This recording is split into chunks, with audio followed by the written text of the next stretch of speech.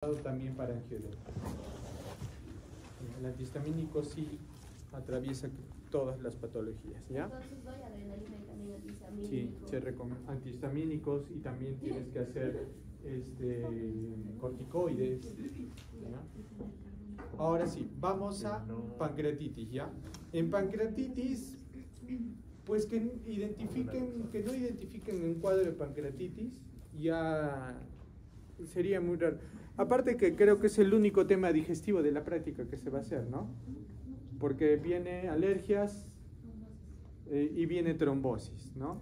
Entonces que te confunda, o sea, ya sabes que te va a venir algo así. Entonces la parte clínica no la vamos a comentar mucho, no vamos a hacer mucho hincapié en eso porque obviamente ya vas a saber qué es, ¿sí? Pero bueno, por si acaso, la pancreatitis se caracteriza por dolor abdominal asociado a náuseas y vómitos, que es muy frecuente el dolor abdominal con náuseas y vómitos. ¿Cuál es el tema en la pancreatitis?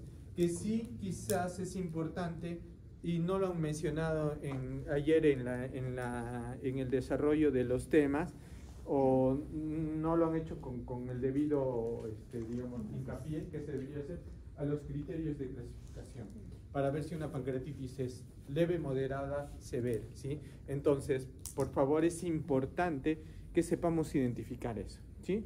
Y dentro de los criterios, pues tenemos múltiples criterios, ¿sí? El más usado por su facilidad de aprendizaje y por su practicidad es el BISAP, ¿ya? El BISAP, B grande I S A P, B grande I S A P, ¿ya?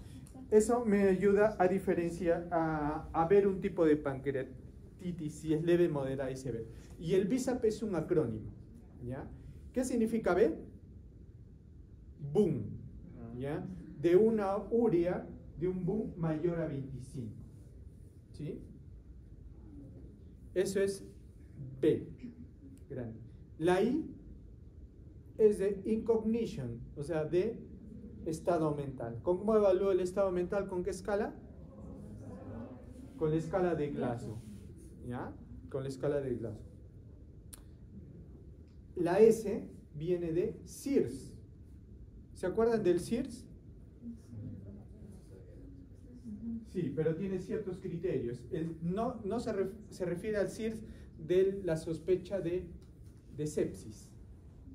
El Sears es una escala que utilizamos para sospechar sepsis, ¿no? ¿Y de qué está compuesto el SIRS? De 4 componentes. ¿Cuáles son esos 4 componentes del SIRS? Leucocitosis mayor a 12.000 o menor a 4.000, frecuencia respiratoria mayor a 20, frecuencia cardíaca mayor a 90 y temperatura mayor a 38 o menor a 36. Esos 4 componentes. Leucocitos, temperatura, frecuencia cardíaca y frecuencia respiratoria. ¿Sí? O menor a 4.000. Ya. 4 componentes, ¿sí? A eso hay que darle una repasadita, por favor, al CIRS, ¿ya? Ese es el S. El A viene de age, de edad, ¿ya? Mayor a 60. Y finalmente la P es de pleural effusion, o sea, de derrame pleural. Entonces tenemos esos 5 criterios, cada uno administra un punto. Si tiene la urea más de 25, un punto. Si tiene Glasgow menos de 15, o sea, a partir de 14, será un punto. Si del SIRS de los 4 criterios cumple 2, es un punto. Si cumple 2 de los 4, es un punto. Si es mayor de 60, es otro punto. Y si tiene derrame pleural, es otro punto, ¿sí? De 15. Entonces son 5. Si de esos 5 puntos obtienes 3 o más, es severa. Si obtienes 0, 1 o 2, estamos hablando de una pancreatitis leve. Si obtienes 0, 1, es leve, ¿sí? 3, 4, 2, intermedio, ya. Si obtienes de puntaje 0, es leve. Si obtienes 1, es leve. Ya. Si obtienes 2, es intermedio.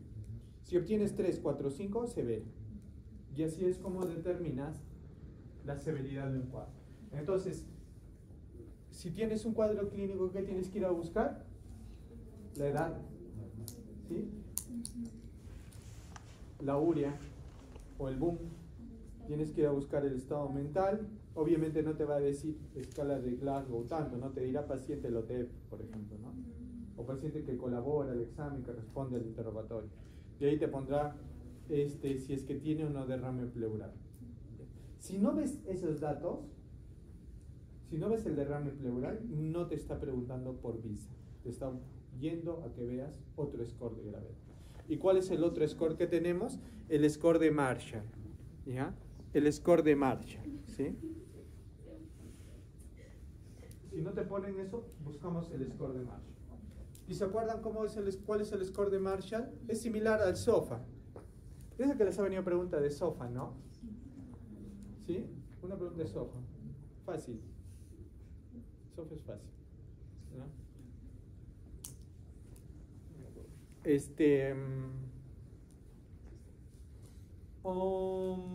Marshall evaluó los similares criterios de SOFA, pero SOFA son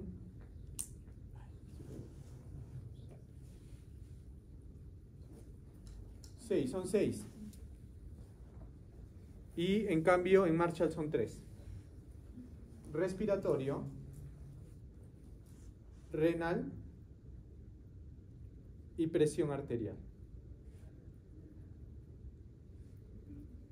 Entonces, en renal, una CREA más de 1.2 me da 2 puntos. Una CREA más de 1.2 me da 2 puntos.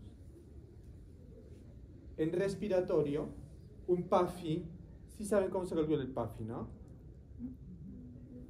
¿No? El PAFI es la PaO2 que le sale en el AGA, la presión, la cantidad de oxígeno que hay en sangre arterial, entre el FiO2. Y el FiO2 es 0.21, ¿sí? En el aire ambiental. Entonces, si el PAFI es menos de 300, es 2 puntos también. ¿Ya? Y la presión arterial, en la PAN menor a 65, es 2 puntos. A partir de 2 puntos, una modificación en 2 puntos de la escala de Marshall, más de 2 puntos en la escala de Marshall, se denomina, no, al revés, mejor les voy a decir. Menos de, no borren, porque está correcto lo que les he dicho, sino que de la otra forma se entiende mejor, ¿ya? Si no llega a 2 puntos es leve, en Marshall. Si supera los 2 puntos, ¿cómo se llama? Moderadamente severo.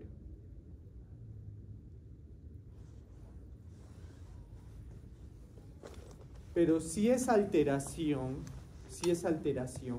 ya sea respiratoria, renal o cardíaca, supera las 48 horas, ya es severo. Entonces en Marshall tendremos leve, moderadamente severo y severo, ¿sí? Pero en el inicio, cuando tú aplicas el score, solo tienes 2 probabilidades: leve o moderadamente severo. Luego de las 48 horas, reevalúas y puede ser de que ya tengas 2 opciones nuevamente, o que sea leve o que sea severo. Si mejoró el Marshall, ya no es 2, es 1, será leve. Si de 2 se mantuvo en 2 o subió a 3, será severo. Entonces, el moderadamente severo en el Marshall solamente dura 2 días. Luego de 2 días hay que definir si es leve o severo, ¿sí? Y bueno, y finalmente tenemos, pero que no creo que quizás les pongan, sí hay forma de un caso clínico, sí. El Baltasar, el score de Baltasar, ¿sí? Pero, chicos, el score de severidad de Baltasar clasifica las pancreatitis en 3: leve, moderada y necrótica. ¿Ya? ¿Se acuerdan del Baltasar A, Baltasar B, Baltasar C, Baltasar D, Baltasar E, no?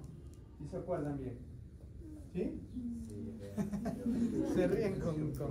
¿Me entiendes? Sí, más o menos. ¿Ya? A cada uno del A, B, C, D se le asigna un puntaje. El porcentaje de necrosis te da otro puntaje. Sumas todo ese puntaje y el puntaje que te salga te va a orientar a uno de esos cuadros, ¿sí? Lo que sí tienen que repasar bien son las características típicas del A, ¿no? Por ejemplo, el A solamente hay edema, ¿sí? En el A, en el Baltasar A, solamente hay edema. En el Baltasar B, ya me olvidé cómo era. Solo me acuerdo del E. Y que es más de dos necrosis. Y el D que es solamente una necrosis. Y acá está. Entonces, como les decía, en el E hay más de dos o más colecciones necróticas en el E. En el D solamente va a haber una colección necrótica. En el C es un páncreas con inflamación peripancreática, ¿sí? Un páncreas con inflamación peripancreática. En el B es un aumento de tamaño del páncreas que puede ser focal, o sea, en un solo punto, o difuso. Y en el A es páncreas normal, ¿sí? A normal, B aumento de tamaño, C inflamación peripancreática de una colección y E dos o más colecciones, ¿sí?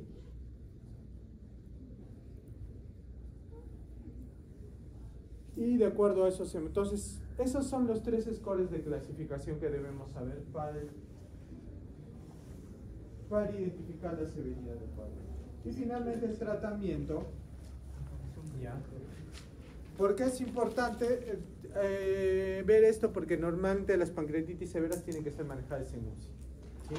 Las pancreatitis severas tienen que ser manejadas en UCI y las pancreatitis leves pueden manejarse en piso común. Las moderadas, pues va a depender mucho del criterio clínico, ¿sí? El tratamiento se basa en unos pilares definidos, ¿sí? Tratamiento. Primer pilar, hidratación adecuada. Hidratación adecuada, ¿sí? Segundo pilar, control del dolor. Segundo pilar, control del dolor. ¿Ya? Tercer pilar, que si bien es cierto no es tratamiento per se, pero es importante manejarlo, es la nutrición. La nutrición, ¿sí? Y el cuarto pilar es el manejo de las complicaciones, ¿sí?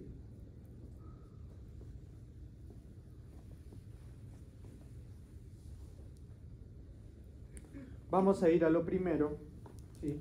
Que es la hidratación, ¿ya? Y en hidratación, chicos, van a encontrar múltiples estudios, unos a favor de otros. El año pasado, el 2019, el 2020 se puso súper de moda lactato Ringer. Si ustedes leen mi bibliografía desde antes entre el 2018 y el 2020, dicen que el lactato de Ringer es súper mejor. El año 2021 salió un estudio diciendo que el lactato de Ringer no era por ningún motivo superior al cloruro, solo que era más caro, se dejó de utilizar, ahora hemos empezado a utilizar nuevamente cloruro. Ahora dicen que es mejor utilizar sueros glucosados, no sabemos, ¿sí? Hasta hace muy poco tiempo, 2 años quizás, decía que uno tenía que hacer una hidratación agresiva. El año pasado se ha puesto de moda la hidratación protectiva. Este año se ha puesto de moda la hidratación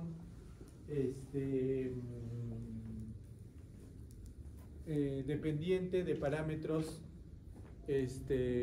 variables, ¿ya? Entonces, hidratación es un tema aparte. Hidratación, yo les tendría que hablar solo un tema de hidratación, ¿ya? Es complejo, muy complejo. Entonces, para fines de conocimiento, ¿qué es lo que tienen que saber? Que se tienen que hidratar. Se tienen que pasar volumen, nada más. Se tiene que hidratar, suficiente. ¿Ya? ¿Con qué? No te pueden preguntar eso. ¿Por qué? Porque si te ponen eso en una pregunta, tú fácilmente te traes una guía de cualquier país importante y le puedes demostrar al doctor que te ha hecho la pregunta que si te ha puesto lactato está mal. Y de repente tu compañera va a decir, no, sí está bien lactato porque acá tengo la información. Entonces no se puede eso porque es un tema que todavía está en discusión, no se ha definido. El con qué hidratar. Pero sí hay que hidratar, ¿ya? Entonces, lo que recomiendan la mayoría de las guías por el momento, sin embargo, es suero fisiológico, ¿ya? ¿Qué es el suero fisiológico?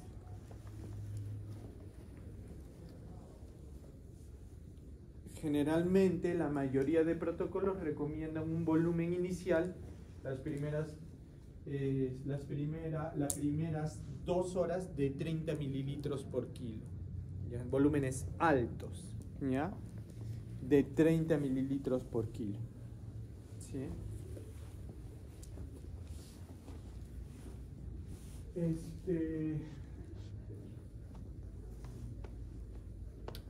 El problema es el tema de la pancreatitis, pues chicos, es una enfermedad que ha cambiado mucho, ¿no? Hace 15 años era manejada por cirugía, ¿ya? Luego pasó a ser parte de medicina, del área médica. Ahora como que es todo un enredo, ¿no? Pero cuando estaba en cirugía, Dios mío, ¿no? Pobres pancreáticos, se morían todos, ¿no? ¿Y por qué? Porque los operaban. Y se ha visto que no es lo mejor, ¿no? No es lo mejor. Ahorita vamos a ver solo en qué casos está indicado el manejo quirúrgico. Entonces, al ser eso, tiene cosas muy variables. Entonces, la hidratación, si bien yo les estoy diciendo eso, yo no la uso, ¿ya? En mis pacientes no usamos ese tipo de hidratación, ¿ya? Pero es lo que la mayoría de protocolos indican, 3 mililitros por kilo las 2 primeras horas. Luego, 30 mililitros por kilo las primeras 2 horas, ¿sí? ¿Ah? Hidratación seguida por parámetros dinámicos variables, ¿ya? Que es medio complejo, ¿ya? Ya. Después de esas 2 primeras horas que utilizamos, no ni tan complejo, ¿ah? Te guías por diuresis. Según va orinando, según le vas metiendo volumen. Te ves la bolsa y dices, ya, pásale tanto. Pásale tanto. Sí, más o menos. Es una cosa así. Ya te acostumbras. Pero tienes que hacer cálculos. Es un poco difícil. Pero ya luego le agarras el truco a ver cuánto de orina y cuánto de líquido y ya le vas pasando 500. Sí, tiene que ir sondeado el paciente sí o sí. Con sonda vesical sí o sí. En estos pacientes es obligatorio. Y esto lo hacemos porque salió un artículo que hicieron los finlandeses, si no me equivoco, que demostraron que la hidratación, como se venía manejando 30 mililitros por kilo versus la que ellos proponían, reducía mucho la mortalidad. Entonces, por eso ahora ya tratamos de restringir un poco de volumen. Lo que utilizamos normalmente, actualmente, luego, y es lo mismo que se aplica que les voy a dictar ahora, es entre 200 a 250 cc por hora. Entre 200 a 250 cc por hora. Luego de dar esos bolos. ¿Ya? Luego de dar esos bolos le continúas con entre 200 a 250 cc de volumen por hora. ¿Sí? Lo que me da prácticamente, y eso es lo que van a ver ustedes en la mayoría de pisos, van a ver que en los pacientes el primer día les ponen cloruro de sodio, tantos, a 90 gotas por minuto. ¿Ya? Y 90 gotas por minuto equivale a 6 litros. ¿Ya? No se olviden, 15, 1 litro. 30, 2 litros. 45, 3 litros. 60, 4 litros. 75, 5 litros. 90, 6 litros, ¿no? Y si ustedes multiplican 250 por 24 horas, les va a salir aprox 6 litros también, ¿ya? Entonces, en la mayoría de hospitales van a ver así, lo del goteo. Ya, cuando ustedes ponen a 15 gotas por minuto, cuando vean en las indicaciones terapéuticas, dextrosa a 20 gotas por minuto, eso es 1 litro, o sea, le va a pasar 1 litro en un día. ¿Ya? Si ustedes ven que dice en la indicación terapéutica pasar a 30 gotas por minuto, eso quiere decir que en un día le va a pasar 2 litros. Y así, cada 15 es 1 litro, ¿sí? Cada 15 es 1 litro. Entonces, 30 es 2 litros, 45 será 3, 60 será 4 y así, ¿no? Cada 15.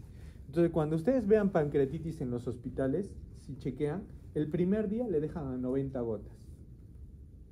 Luego, los siguientes días le van bajando. ¿Ya? Le van bajando, luego lo dejan a 60, ¿ya? Luego lo dejan a 45 y así van bajando progresivamente. ¿Ya? Es lo que normalmente se hace todo. Es un promedio de 200 a 250 mililitros las primeras 24 horas, ¿sí?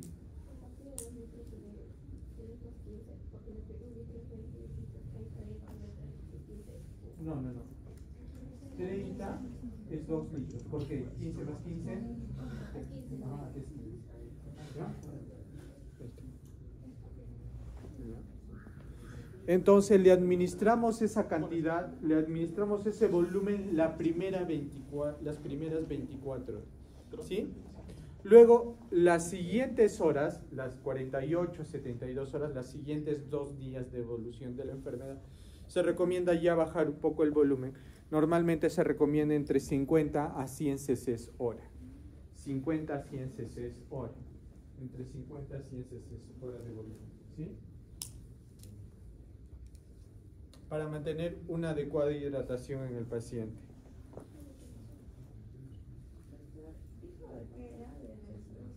No. Lo que recomienda la mayoría de protocolos, como les vuelvo a repetir, no sería adecuado que les pongan en una pregunta de examen un tipo determinado porque es muy variable, ¿ya? Lo que la mayoría de sociedades hasta el momento recomiendan es suero fisiológico. Suero fisiológico. ¿Ya? Cada hospital tiene su protocolo. Por ejemplo, en mi hospital, ¿cuál es? Mezclamos 1 litro de suero y luego le pasamos 1 litro de dextrosa. Suero con dextrosa. Suero con dextrosa. ¿Por qué? Porque como está en NPO el primer día, entonces la dextrosa le damos para que no haga hipoglicemia, ¿sí?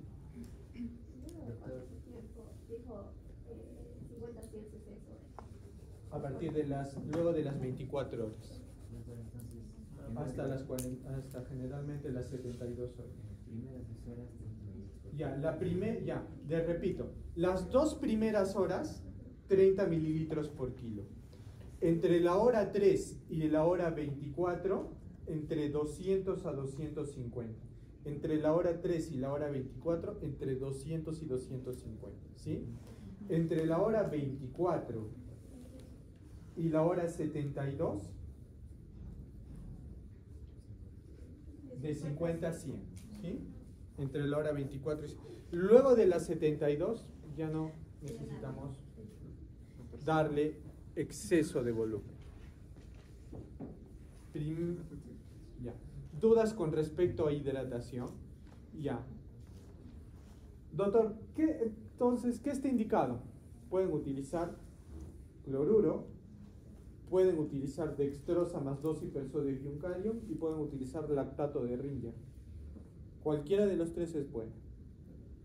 ¿Ya? Hasta el momento no hay una que ustedes digan es mejor que otra, excepto si el paciente está en acidosis, que ahí sí se recomienda lactato de Ringer. Excepto que el paciente esté en acidosis, que ahí sí se recomienda el lactato de Ringer.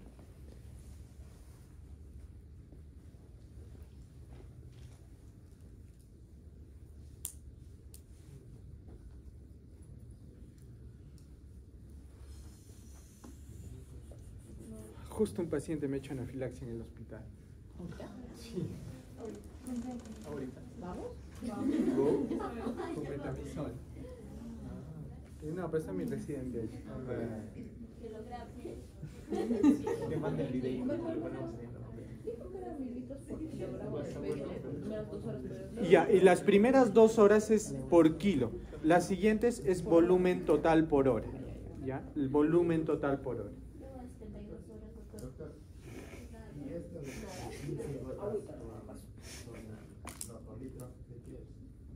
¿De qué? Las 15 gotas, cada 15 gotas. No, ese es para cualquier volumen. Cuando ustedes estén en el hospital y vean que diga 15 gotas de lo que sea, eso quiere decir que le está pasando 1 litro en 24 horas. Para que digan 15, 30 y así, ¿ya? Eso es para cualquier volumen. Es solamente para que ustedes sepan cuántos litros se pasa al día, ¿no? Pues les va a decir un asistente fregado: a ver, interno, está a 60 gotas tu paciente, ¿cuántos litros recibe al día? Entonces no vas a sacar la calculadora.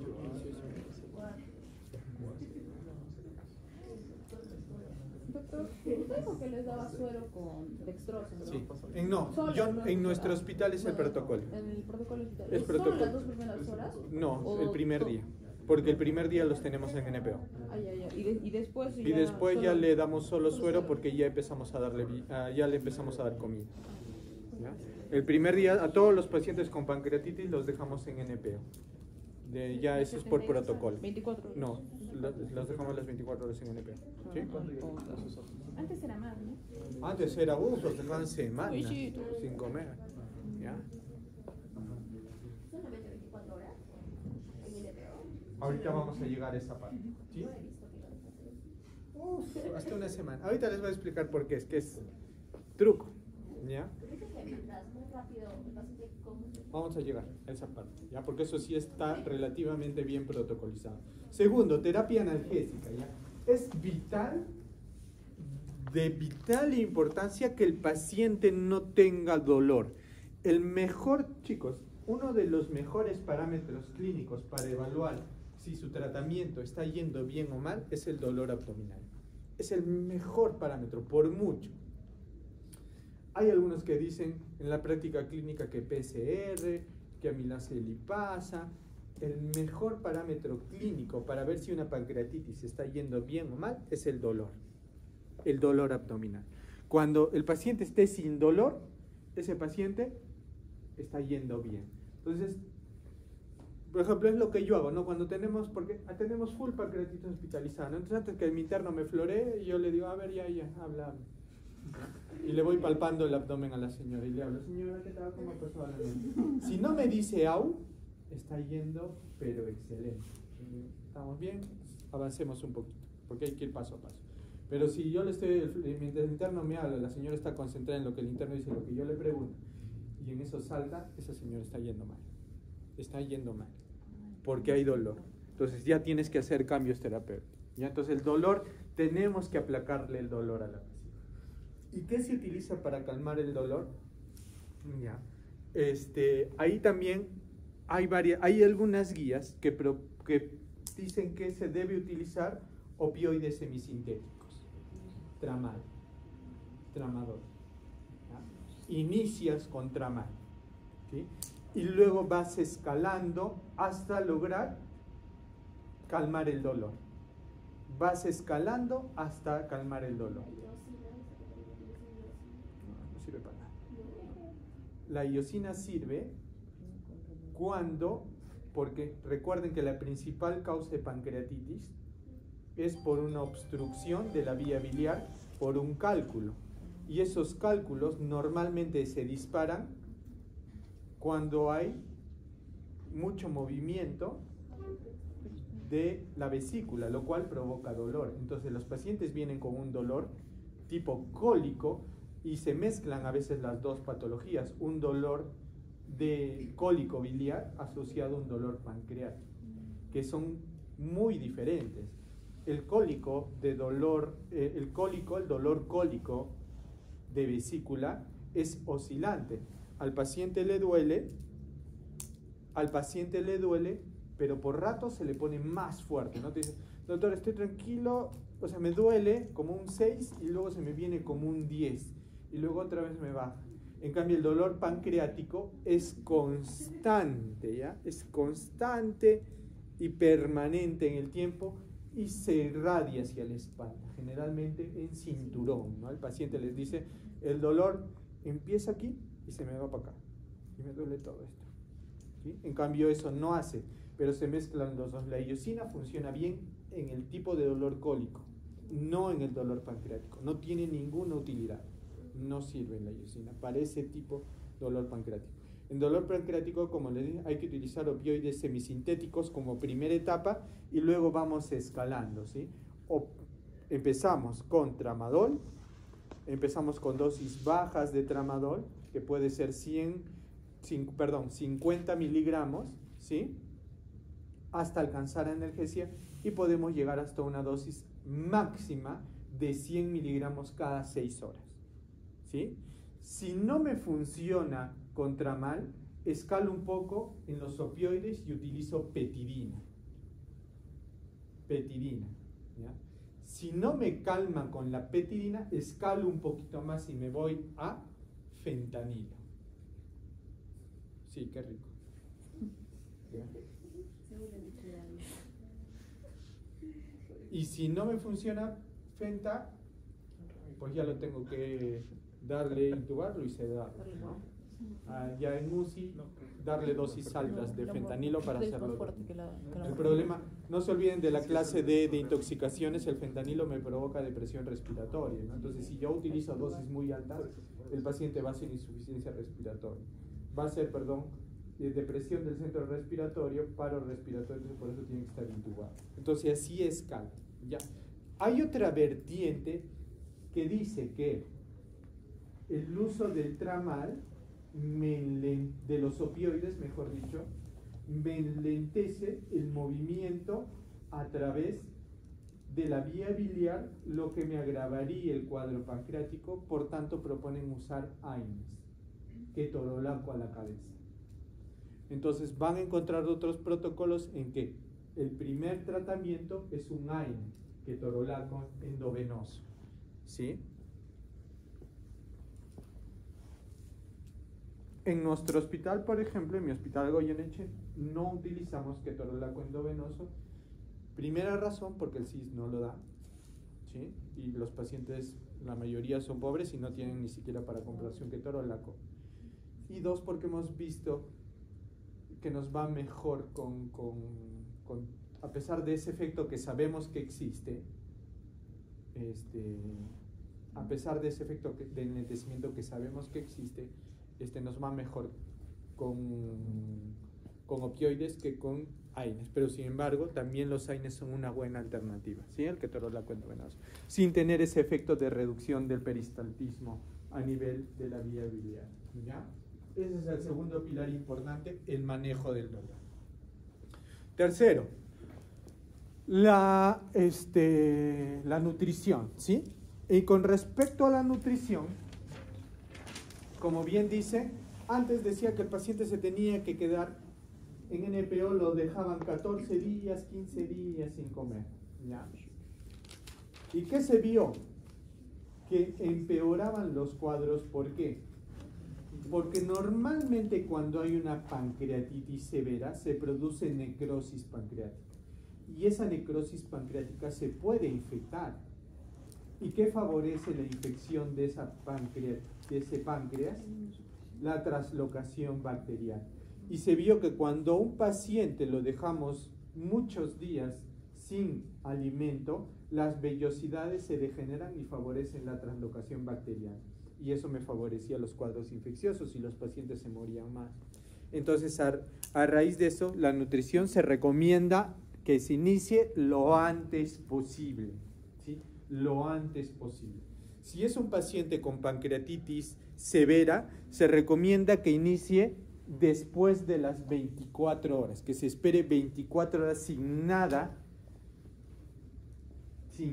de comida. Si es una pancreatitis leve, dice que tú puedes iniciar, dependiendo del dolor, hasta antes de las 24 horas. Si es severa, después de las 24 horas ya puedes plantear el inicio de la dieta. Pero acá en la dieta hay un tip.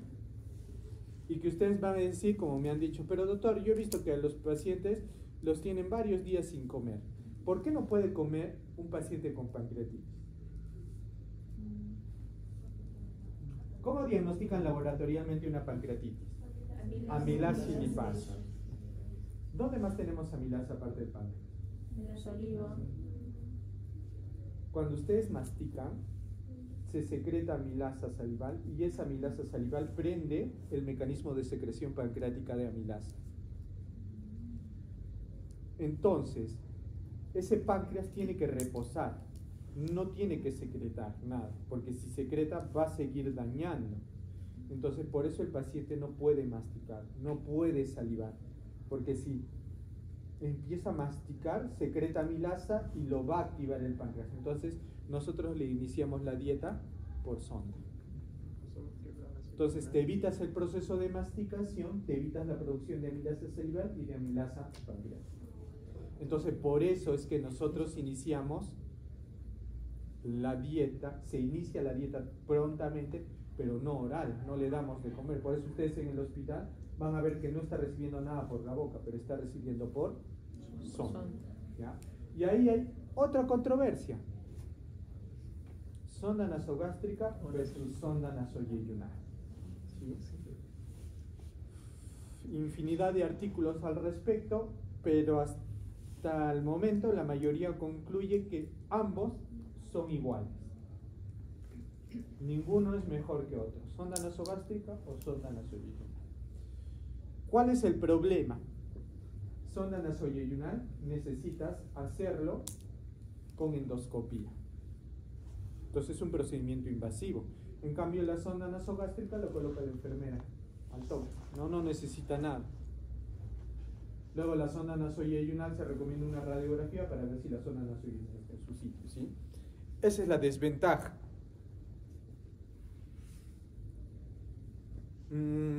Pero ya en la práctica clínica, obviamente muy limitada y chiquita de mi hospital,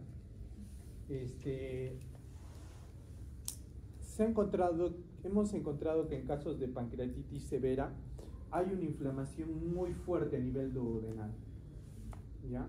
Entonces el duodeno, por donde drena el esfínter de Oddi, se inflama mucho y se inflama tanto que cuando tú utilizas una sonda nasogástrica, la comida se queda y el paciente empieza a vomitar, a regresar todo el contenido de la sonda nasogástrica. ¿Por qué? Porque no atraviesa. Entonces, por eso en mi hospital nosotros preferimos utilizar la sonda nasoyeyunal para evitar ese stop que puede ocurrir en el duodeno. Pero sin embargo, la medicina basada en evidencias que me dice que ambos son iguales. Cualquiera de los dos es igual. Lo importante es que si estás en una pancreatitis leve, lo trates de iniciar las primeras 24 horas. Y si es una pancreatitis severa, que la inicies luego de las 24 horas, ¿no? Y generalmente, cuando utilizamos sonda nasoyeyunal, utilizamos productos ya procesados, porque obviamente estamos entrando a yeyuno, no puede ser cualquier producto, ¿no? Entonces hay productos ya preparados para ese fin. Se inicia la hidratación por sonda nasoyeyunal a 20 cc hora, 20 mililitros por hora, ¿ya? Hay diferentes marcas, la más usada en el Perú es el Osmolite, así se llama, el producto para nutrición yeyunal. Se inicia 20 y se va subiendo progresivamente hasta alcanzar un máximo de 80 mililitros por hora. Hasta 80 mililitros por hora. Cuando el paciente ya tolera 80 mililitros por hora, ya no tiene dolor y sus marcadores inflamatorios han disminuido mucho, ya puedes iniciar la vía oral, ¿sí?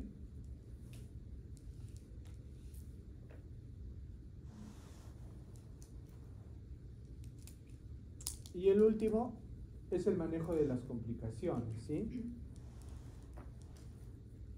Principalmente, ¿qué complicaciones tenemos en estos cuadros? Puede haber alteraciones en el equilibrio ácido básico. Los pacientes con pancreatitis muy severa tienden a hacer acidosis metabólicas, ¿sí?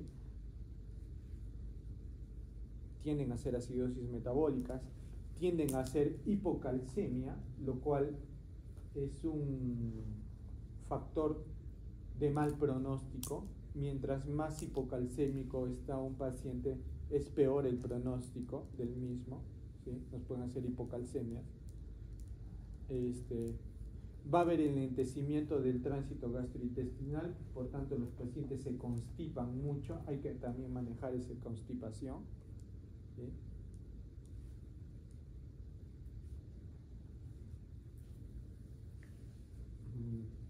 En casos de pancreatitis aguda severa puede producirse, ¿por qué se hidrata tanto? Porque en las pancreatitis agudas severas se genera un tercer espacio a ese nivel, se acumula mucho líquido y aumenta mucho la presión intraabdominal y se puede desarrollar un síndrome compartimental abdominal, ¿ya? Y esa es una de las pocas indicaciones quirúrgicas del cuadro, ¿ya? El síndrome compartimental abdominal, en el cual la indicación quirúrgica es colocar una bolsa de Bogotá, ¿ya? Entonces, para aliviar la presión intraabdominal tan grande, ¿no? Porque es una presión intraabdominal tan grande que ¿qué va a pasar con la presión de perfusión orgánica? ¿Va? Si la presión intraabdominal sube un montón, ¿qué va a pasar con la presión de perfusión? Va a bajar y va a haber falla orgánica. ¿Y qué órganos están acá? Hígado y riñón. Entonces va a haber falla hepática y va a haber falla renal. Por eso es importante que yo alivie. Felizmente, síndrome compartimental como complicación de la pancreatitis es extremadamente raro. Extremadamente raro. Se le hace un corte, separas y colocas una bolsa. Entonces se sale por ahí todos los intestinos. ¿Ah? Hasta el páncreas se abre. No, o sea, solamente cortas hasta peritoneo. Y luego los intestinos, ¡blup!, salen por ahí. Entonces solamente eso lo haces con la finalidad de bajar un poco la presión intraabdominal, ¿no? Para que baje la presión y mejore la perfusión de los órganos. Luego, una vez que baje la presión, metes los intestinos en sus sitios y cierras la bolsa. Y cierras peritoneo. ¿Ah? Solamente con esa finalidad. Es una de las pocas indicaciones quirúrgicas abiertas que tenemos, ¿sí? Las otras complicaciones son cuando hay colecciones, se pueden formar los quistes, ¿ya? Y la necrosis, ¿no? El famoso pseudoquiste pancreático y el WOM, ¿no? La necrosis pancreática sin pared. ¿Ya?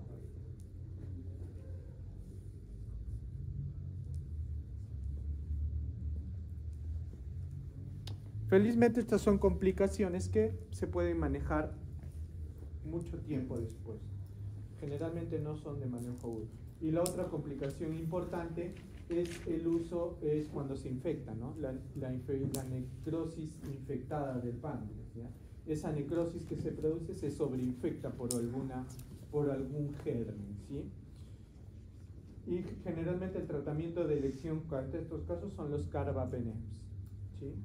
Carbapenem. En la exposición dijeron que el mejor era doripenem, ¿no es cierto? ¿Sí?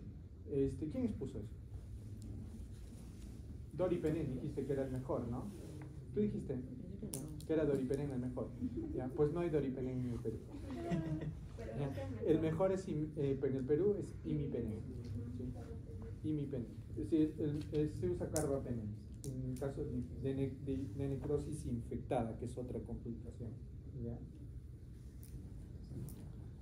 Lamentablemente, para mala suerte de los peruanos, no sé por qué nos pasa eso, ya voy registrando 2 casos de Enterococcus faecium como causante de infección de necrosis pancreático. ¿Cuál es el problema de Enterococcus faecium? Que en su mayoría no existe tratamiento.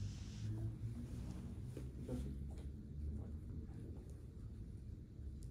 es multiresistente faecium, ¿ya? Las que no son resistentes a faecium, o sea, los faecium sensibles son sensibles al linezolid generalmente. Y bueno, si es un paciente pobre, el CIS no da, ¿no? El salud sí lo da, pero el CIS no da linezolid y es carito, es bien carito. Pero la ventaja es que es muy raro encontrar, normalmente son enterobacteriales, por tanto responden bien a carbapenems, ¿no? Su mayoría responden bien a carbapenems. Y básicamente eso, ¿sí? En pancreatitis no se olviden los pilares de tratamiento, ¿sí? Hidratación, manejo del dolor, nutrición. Entonces por ahí en el examen va a haber algo orientado a eso, ¿no? ¿Le iniciarías dieta a un paciente? ¿No? ¿Por vía oral? No tiene que ser por sonda nasogástrica o sonda nasoinguinal. ¿Cuándo? Después de las 24 horas, si es severo, o durante las primeras 24 horas. Por si acaso, un marcador que utilizan para evaluar también la severidad del cuadro es la PCR, ¿ya? La PCR, ¿sí? Mientras más alta está la PCR, peor es el cuadro, ¿no? Entonces, algunos se guían por la PCR, ¿no? Cuando la PCR ve en disminución, eso quiere decir que está yendo bien el cuadro, ¿sí?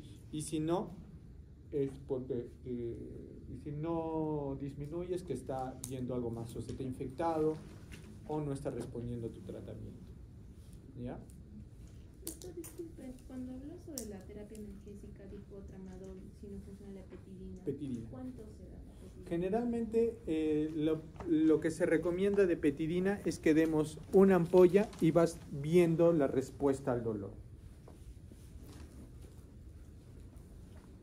De preferencia intramuscular, una ampolla, ¿ya? Y vas evaluando respuesta al dolor. Puedes repetir la ampollita en 4 horas.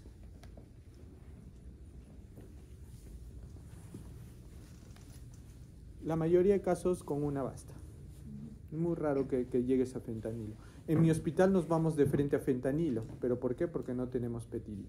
¿Y el fentanilo cuánto se da? En fentanilo normalmente ya lo preparamos para este caso de pacientes sin fusión, ¿sí?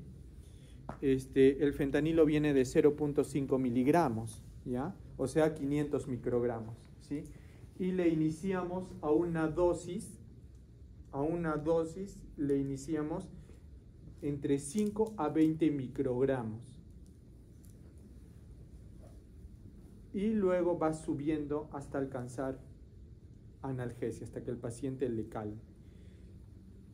¿Cuándo tienes que decir hasta acá nomás? Cuando ya llegues a 200, porque ya si llegas a 200, ese paciente te puede hacer compromiso respiratorio y ya no le puedes dar 200 microgramos, ¿sí? ¿Ya? ¿Y en qué momento se le intuba? Cuando ya empieces a 200. Ahí recién. Ahí, ¿Y más le de puedo seguir 200 subiendo? hasta 200. No, pero Ese es tu si tope. llego a Ese es tu 200 tope. y ya Llegas a lo 200 y el riesgo de depresión respiratoria es altísimo. Si quieres subir, intuba a tu paciente. Si quieres pasar más de 200, mejor intuba. ¿Y de ahí hasta cuánto? A ver, en realidad no existe no se ha evaluado una dosis tóxica de fentanilo.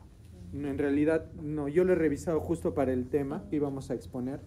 Y en cuanto a opioides, hay dosis tóxica de metadona, hay dosis tóxica de morfina, pero no mencionan una dosis tóxica. O sea, digamos que la dosis tóxica empieza en 200. ¿Por qué? Porque ya te está produciendo un efecto adverso. Pero hasta dónde le puedes dar antes que se te muera por fentanilo, nadie ha probado. ¿Por qué? Porque te meten preso. ¿O porque se acaba? No, porque te meten preso. ¿Por qué? Porque no le puedes dar un medicamento para buscar la muerte. Pero si le está doliendo. No, porque ya está intubado, ya no le duele nada. Está intubado, pues, y ese momento ya. O sea, Pero si ya cuando está intubado, pero- ¡oh! Ya no va. ya cuando está intubado, pues ya te bloquearon la sensación. O sea, ya no hay nada. Y doctor, ¿en qué terapia? Vaya, En caso de que ketorolaco endovenoso, Sí. ¿cuál sería la dosis endovenosa? Generalmente utilizas de ketorolaco, le puedes dar una ampolla hasta máximo cada 8 horas, ¿ya? La dosis estándar es cada 12. Es cada 12.